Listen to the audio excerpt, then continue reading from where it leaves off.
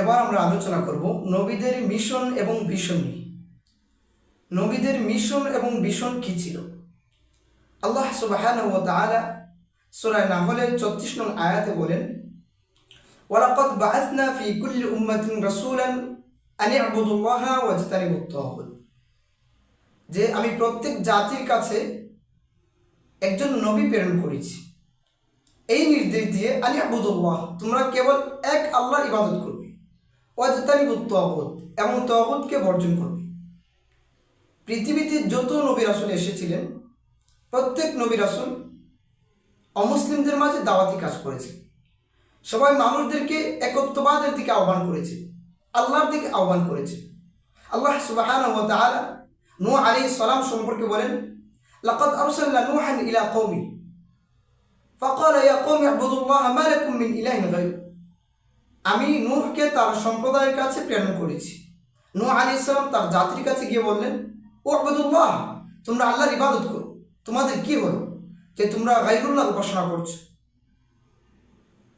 আল্লাহ সুবহানাহু ওয়া তাআলা সূরা আনকাবুতের 14 নং আয়াতে বলেন, লাকাদ আরসালনা নূহান ইলা কওমি ফালাবিসা ফীহিম আলফা সানাতিন ইল্লা 50 আমা।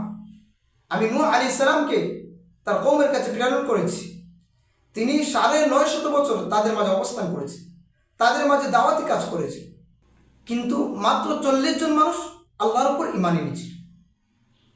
আল্লাহ সুবহানাহু ওয়া তাআলা সূরা আরাফের মধ্যে বলেন, ওয়াইলা আদিন আখাউম হুদা, যে আদ জাতির কাছে হুদ আলাইহিস সালামকে প্রেরণ করেছি।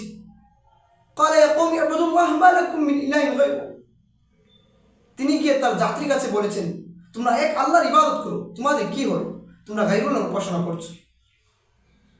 সামুদ জাতির কাছে সালেহ আলাইহিস সালামকে প্রেরণ করেছি। ওয়াইলা সামুদ আখাউম সালিহা ক্বালা ইয়া কওমি ই'বুদুল্লাহা মা লাকুম মিন ইলাহিন গায়রু। সালেহ আলাইহিস সালাম তার জাতির কাছে গিয়ে বললেন, তোমাদের কি হলো? তোমরা কেন গায়রুল্লাহর উপাসনা করছো? মাদিয়ানবাসীর কাছে শুআয়ব আলাইহিস সালামকে আল্লাহ তাআলা প্রেরণ করেছেন। ওয়াইলা মাদিয়ান আখাউম শুআয়বা ক্বালা ইয়া কওমি ই'বুদুল্লাহা মা লাকুম মিন ইলাহিন গায়রু। শুআয়ব আলাইহিস সালাম তার জাতিকে বললেন, তোমাদের কি হলো? তোমরা গায়রুল্লাহর উপাসনা করছো। প্রত্যেক নবী রাসূল মানুষদেরকে একত্ববাদের দিকে আহ্বান করেছে, আল্লাহর দিকে আহ্বান করেছে। আল্লাহ বলা মানুষকে আল্লাহর দিকে সম্পর্ক জুড়ে দিয়েছে। আমাদের নবী সাল্লাল্লাহু আলাইহি ওয়াসাল্লামের মিশন এবং ভিশন ছিল অমুসলিমদের মাঝে দাওয়াতি কাজ করা। আল্লাহ রাসূল সাল্লাল্লাহু আলাইহি ওয়াসাল্লাম, আল্লাহ তাআলা বলেছেন, কুল হাযিহি সাবিলি আদউ ইলাল্লাহ আলা বাসীরাতিন আনা ওয়া মান ইত্তাবা'আনি। হে নবী, আপনি বলুন, এটা আমার পথ, যে আদউ ইলাল্লাহ আলা বাসীরাতি, আমি মানুষকে আহ্বান করি জেনে বুঝে, আনা ওয়া মান ইত্তাবা'আনি, এবং যারা আমাকে অনুসরণ করবে তাদেরও একই কাজ। তাহলে প্রত্যেক নবী রাসূলের মিশন এবং ভিশন ছিল অমুসলিমদের মাঝে দাওয়াতি কাজ করা। কারণ আল্লাহ তাআলা যখনই কোনো নবী রাসূলকে প্রেরণ করেছেন তখনই পুরো সম্প্রদায়, কওম এবং পৃথিবীর মানুষরা ছিল অমুসলিম, তারা ছিল বহুত্ববাদী বিশ্বাসী। এজন্য আমাদেরকেও নবীদের মিশন এবং ভিশন নিয়ে চলতে হবে।